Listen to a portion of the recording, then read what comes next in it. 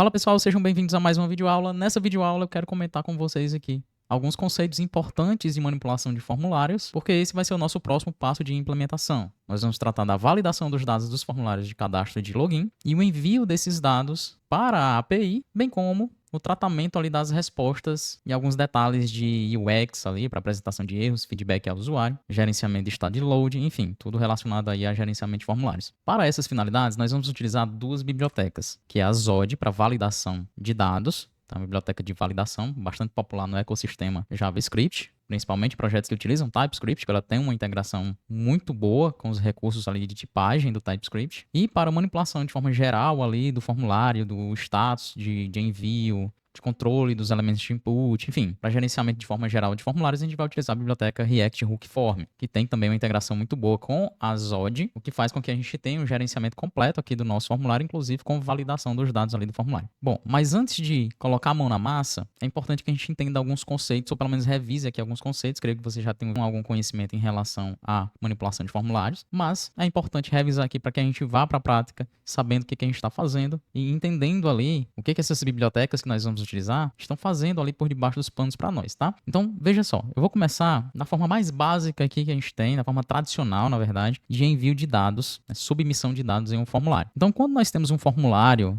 na nossa aplicação, na nossa página, geralmente a gente quer enviar os dados ali que o usuário colocar para um servidor, seja para realizar um cadastro no banco de dados, seja para fazer uma pesquisa. Enfim, de alguma forma a gente quer que esses dados sejam enviados ali para o nosso servidor, e aí lá no nosso servidor a gente vai ter algum código ali, algum script para pegar esses dados, tratar da forma adequada, realizar a ação necessária e devolver alguma resposta. Bom, e aí de forma tradicional, como é que o navegador lida com o envio de dados em um formulário? A tag form no HTML, ela tem dois atributos, e tradicionalmente eram os atributos que a gente tinha que configurar, a gente tinha que definir esses atributos para avisar o navegador a forma de envio desses dados ao servidor e para onde ele tinha que enviar. Então, geralmente a gente tinha que passar aqui no atributo action uma URL aqui, que seria a URL de envio desses dados. Então, o navegador ia olhar para essa URL, para essa string aqui no action, para saber para onde enviar esses dados. E aí, se a gente não passar uma URL completa, né, passar só um path aqui de um script, por exemplo, de um recurso, de uma página lá no nosso servidor, ele pega esses dados e envia para esse recurso aqui dentro do próprio domínio de onde esse site está hospedado, onde essa página está hospedada. Então, nesse caso aqui, por exemplo, eu passei aqui um cadastro.php. Então, lá no meu servidor, eu estou dizendo que eu tenho um arquivo lá no domínio desse site, cadastro.php, que está preparado para receber esses dados do formulário. E aí eu tenho que especificar um método, o método HTTP, que o navegador vai utilizar para enviar esses dados. Basicamente, a gente usava aqui o método GET ou o método POST, e aí tinha uma leve diferença entre eles, tá? Usando o método GET, o que o servidor faz? Ele monta uma requisição HTTP do tipo GET, especificando aqui o recurso, né, o destino aqui desses dados, e perceba que na própria URL, o navegador coloca os dados aqui que o usuário preencheu no formulário, utilizando para isso o name definido em cada input. Então perceba aqui que eu tenho dois inputs aqui, um para o nome completo, outro para o e-mail do usuário, e ao submeter esse formulário, eu tenho o envio desses dados aparente aqui na própria URL, tá? Anexados aqui na URL, por meio de um par chave-valor aqui, onde eu tenho o nome configurado para o input, tá? Igual o valor ali que o usuário digitou dentro daquele input. E aqui abaixo tem a indicação do host, né? Para onde o navegador vai enviar essa requisição aqui. Tá? Se a gente usa o método POST, aí a forma de envio é um pouco diferente. Aí eu não quero mais enviar de forma, né, os dados de forma aparente aqui na URL. Então imagine que a gente está aqui com o formulário de cadastro, né, ou com o formulário de login, onde eu vou pegar dados sensíveis ali. Eu não quero que esses dados sejam mandados ali de forma aparente na URL. Então, usando o método POST, esses dados eles são enviados no próprio corpo aqui da requisição, no corpo da mensagem HTTP. E aí o navegador configura aqui esse cabeçalho content type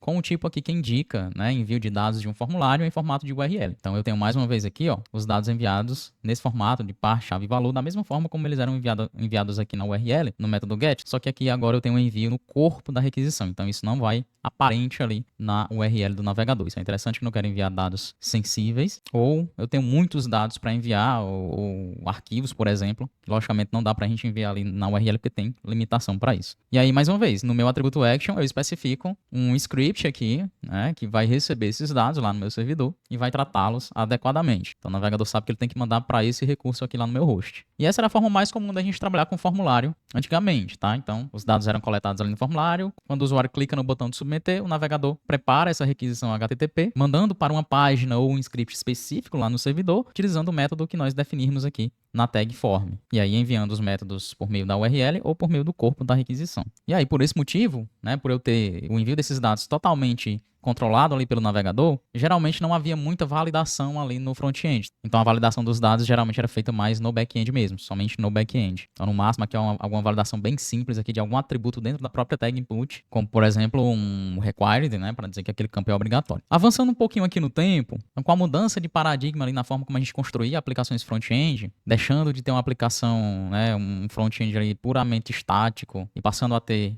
aplicações front-end cada vez mais ricas, mais dinâmicas, com mais processamento no lado do cliente, com ações assíncronas acontecendo ali, com comunicação assíncrona entre cliente e servidor. A abordagem que a gente dava o nome de Ajax, né? Usava esse termo Ajax para requisições assíncronas aqui entre o meu script JavaScript no cliente e o meu back-end lá no servidor. A gente passou a tratar de forma um pouco diferente esse envio do formulário. Então aquele atributo action do formulário ele passou a não ser mais obrigatório, ele era obrigatório, mas ele passou a não ser mais obrigatório, porque agora a ideia é a gente conseguir no nosso código JavaScript interceptar a submissão desse formulário. Então, por exemplo, aqui eu tenho um formulário com um identificador, um ID aqui aplicado a ele. Eu posso selecionar esse elemento lá no meu script e adicionar um event listener aqui de submissão nesse formulário para interceptar esse envio dos dados. E aí eu recebo aqui os dados do evento de submissão. Posso prevenir então comportamento padrão, mas a gente não quer mais, né, o refresh da página. Então, em aplicações web front-end ali dinâmicas com comunicação assíncrona, geralmente também trabalhando ali com SPAs, né, single page application, a gente não quer esse comportamento de refresh da página. Então,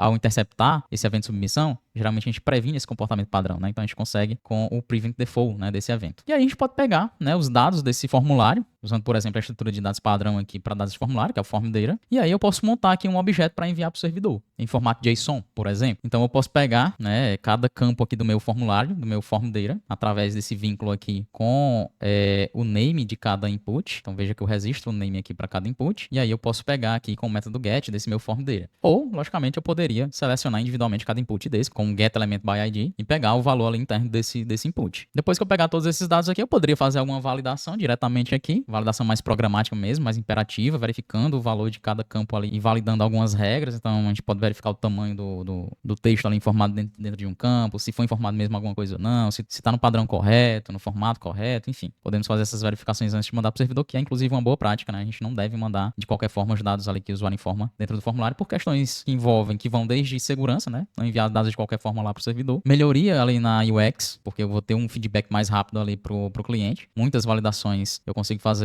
no meu próprio front-end, sem precisar esperar esses dados irem lá para o servidor fazer alguma validação e devolver uma resposta. Então eu já valido ali no cliente, se os dados não tiverem ok ali, eu posso informar rapidamente ali para ele, através de algum elemento na própria interface, então dando esse feedback de erro, para que ele possa saber e corrigir esse erro antes de enviar para o servidor. E até para não sobrecarregar o servidor com validações simples, né, que poderiam ser feitas aqui no cliente mesmo. Belezinha. E aí partindo aqui para como isso funciona em React, basicamente a gente segue essa mesma premissa de interceptar a submissão do formulário. Então nós temos aqui a prop onSubmit do nosso elemento form, que funciona basicamente da mesma forma, né? Ele vai então adicionar um event listener aqui por debaixo dos panos para gerenciar essa submissão. Então, a gente captura o evento de submissão, previne comportamento padrão, pega os dados ali do formulário, monta um objeto ali para enviar para o servidor, em formato JSON, por exemplo, e pode fazer, logicamente, alguma validação aqui antes de enviar esses dados. Atualmente, nas versões mais recentes aí do React 18, 19, a gente tem uma forma mais simplificada de trabalhar com o envio de dados ao servidor. A gente tem uma forma um pouco mais simplificada de trabalhar com esse envio de dados do formulário ao servidor. Então a gente volta a utilizar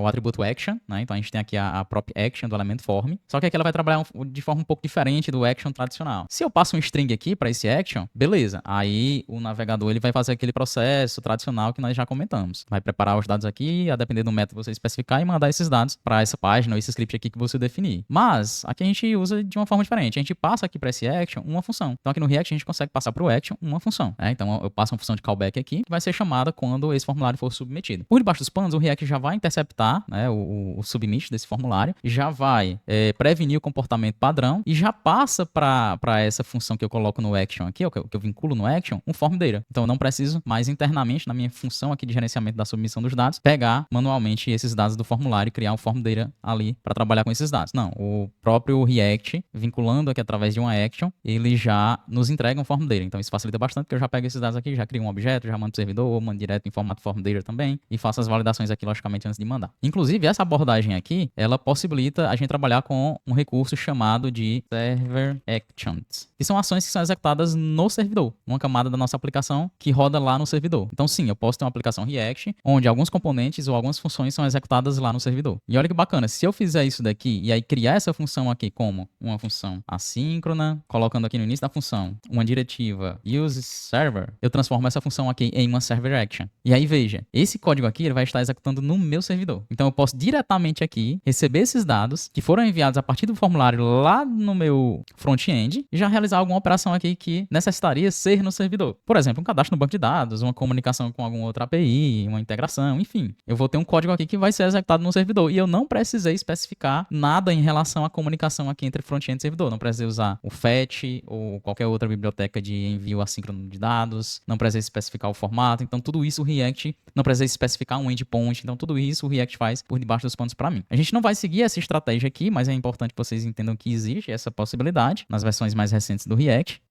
porque a gente vai utilizar o React Hook Form e aí eu vou explicar como é que ele trabalha com essa questão da preparação dos dados ali e da submissão dos dados, tá? Bom, pessoal, a finalidade dessa videoaula era essa, era a gente entender essas possibilidades aqui de manipulação e envio de dados de formulário ao servidor, entender ali como é que o React trabalha, né? E também compreender que é importante a gente ter essa possibilidade de interceptar esse envio dos dados para o servidor para poder tratar eles ainda no front-end ali, fazendo alguma validação e aí sim mandando de forma síncrona essa requisição ao nosso back-end, beleza? Então é isso, pessoal, até a próxima videoaula.